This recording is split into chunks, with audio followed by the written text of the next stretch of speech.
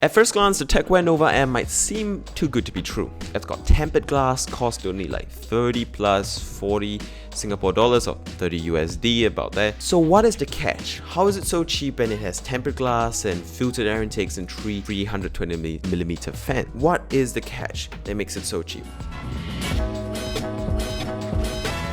Now before I start this video, if you have any questions you want to ask, it's all linked in the description. The best way to reach me will be Discord, Instagram or Twitter. I reply in a few hours, very quickly, so you can just message me there. Before I start with the review, I'd just like to put this comment on screen. It actually has a lot of what I am going to say in this video. So if you want a TLDR, then I guess you could read this comment. Thank you so much for NYX Pretesis.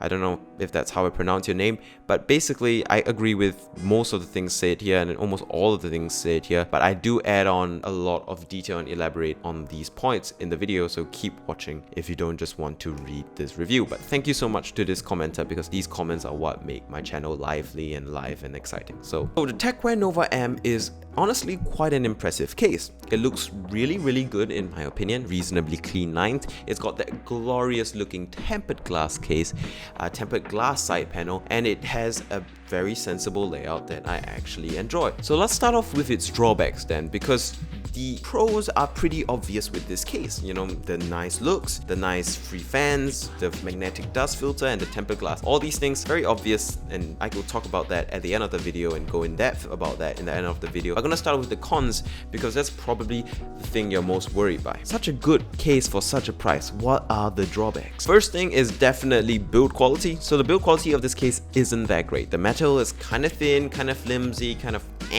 feeling. When you touch it, it just reminds you that it's cheap. But hey, if you leave it in the corner and touch only the power button, which is crappy plastic, you won't really care that the build quality isn't amazing. But if you're putting this case in a place where you're likely to bump it a lot, scratch it a lot, then you will be reminded that yeah, the metal on this case not that phenomenal. But if you're on a budget, the build quality really isn't that bad, especially with that glorious tempered glass side panel on the side. Another disadvantage of this case, well, it's got to be the little fit and finish in details.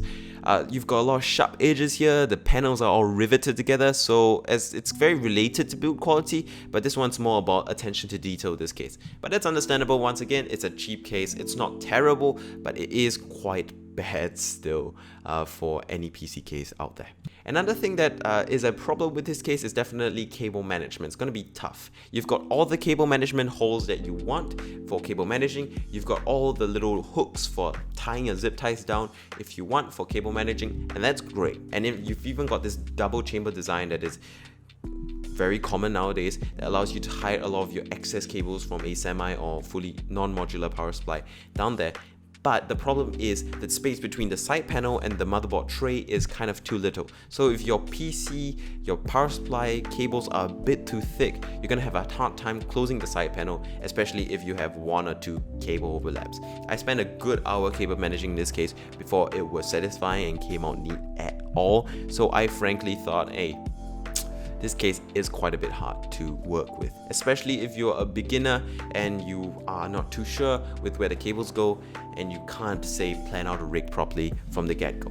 I'm quite experienced, so this is not an issue, but if you're someone new, cable management, you're gonna need to spend some time on this with this case, so be prepared. But the thing about cable management is that once you spend those couple of hours stressing and figuring it out, you can pretty much set it and forget it. Even if you change out a GPU, you probably don't have to reroute any cables unless you suddenly get a much powerful GPU. If you're someone who's unlikely to rebuild in this case, then frankly that cable management thing is a one-time fire and forget thing. Another thing I don't like about this case that's kind of a drawback is that front panel and front ventilation. So this thing is kind of subjective. Some people are okay with it because they don't need crazy amounts of cooling, but some people do need crazy amounts of cooling. That front design, while clean and aesthetic, that a lot of people are starting to do, and a lot of PC cases have been doing for a long time, is kind of not that great. You've got very minimal airflow with those mesh vents, and those mesh vents are definitely not even enough to filter the air coming in from the front to, say, prevent dust buildup inside the case sufficiently. But so long as you clean your case once every couple couple of months, you should be fine from any sort of impacts of a dusty PC. So pros and cons, pros and cons. And finally, the last thing that I don't like about this case is the I/O. It's not great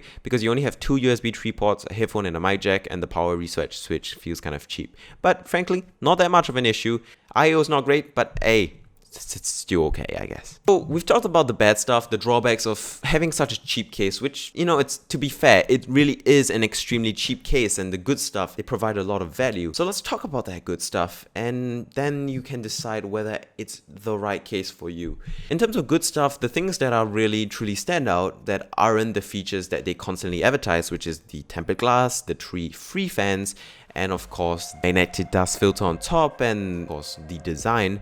These are all great pros, but these are very obvious benefits to this case. I'd like to talk about the little things that I've noticed on this case that I actually think are excellent. So one of those things is the pre-installed motherboard standoffs. I hate installing motherboard standoffs because you never know which one's the right one. Pre-installed ones are a godsend, and for me, they're really nice. The second thing I really like is that there are cable holes in the right places. One for your 24 pin, one for your 8 pin, one for your GPU cables. There's plenty of places to do cable management. So while it is difficult to get good clean cable management because of the little cable management space you have behind the motherboard tray, this situation is definitely helped by the fact that cable management things are laid out so logically and so well. If you really put your mind to it and be careful and meticulous with cable management, you are going to be able to get a clean rig at the end of the day. Another thing that I really like on this case that isn't in the advertising material is definitely the fact that it can support a reasonably good number of hard drives, even though it's kind of small and compact. So without using any sort of hard drive cages and ugly hard drive designs, you've got that power supply shroud. You can still fit 2 full-size 3.5-inch hard drives in here, which is excellent, and you can still fit 2 SSDs on top of that in here, or you can just go balls to the wall and have 4 2.5-inch SSDs that are stated in here, which is not super impressive per se, but it's definitely nice to have all those mounting options, and mounting those drives are really easy. The screws all come with the case and they're very obvious. Never had to read a manual to install those drives. Another thing I really like about this case is that the layout is brilliant. It's simple, it's standard, it's not BS, it's default. If you build a PC at all in a tower case before at all, it's gonna be very similar. And if you watch any PC build guide, 90% of them will be building cases with very similar layouts to this PC case. So it's gonna be very easy to figure out how to build a PC in the Tecware Nova M. So that's a very nice thing. Another thing I absolutely love is the fan mounting. I know the 3 free fans are a nice touch, but what's awesome for me is the fact that you have a lot of flexibility with your fan mounting options. Not just with those 3 free fans that it comes with, the ability to put 3 120 in the front, 2 120 on top with filters, and you have a 120 in the back. And of course, you don't need to buy as many fans if you're on a tight budget for what they are. But they're cheap, they're free, and they help with airflow. So if you are on a budget, it's great. Also, if you wanted to watch the review of its bigger brother, the Tecware Forge M PC case, then, well, that video is coming maybe in a couple of weeks or a month down the line. So if you're interested in the Tecware Forge M as well, please subscribe for that. But you're going to have to wait because the review unit hasn't arrived yet, and it's going to take some time to properly review it. But apart from that, that's it for this video.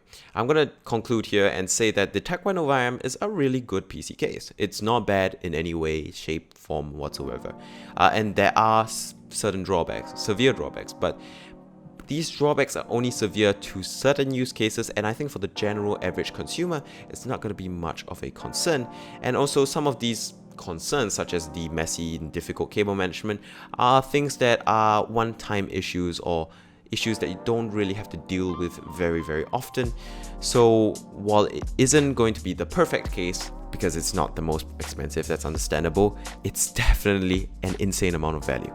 That yes, there are drawbacks, yes, there are buts and asterisks and terms and conditions that apply, but overall, if you just wanted a PC case that had tempered glass, had MATX, was reasonably okay to build in, that looked clean, simple, aesthetic, the Tecware Nova M it's kind of got me kind of a bit rather flawed. It's really not that bad. Apart from the build quality, that one really is terrible. But apart from that, it's a good case, great value. Seriously, check it out. Anyway, that's it for this video. That's it for this review. It's been a difficult one to make.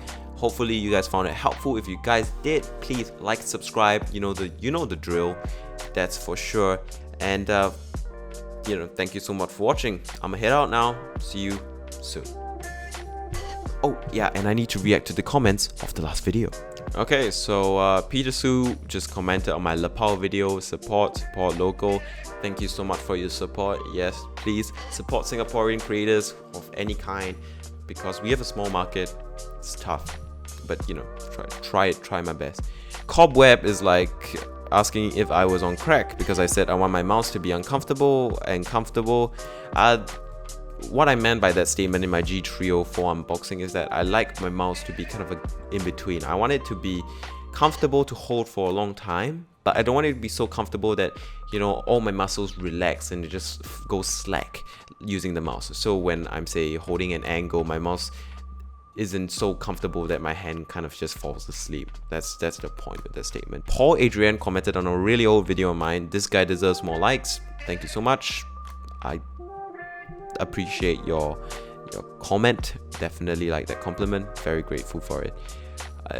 What else? Awesome Jojo talking about the lapel case. I mean the lapel screen that I reviewed recently.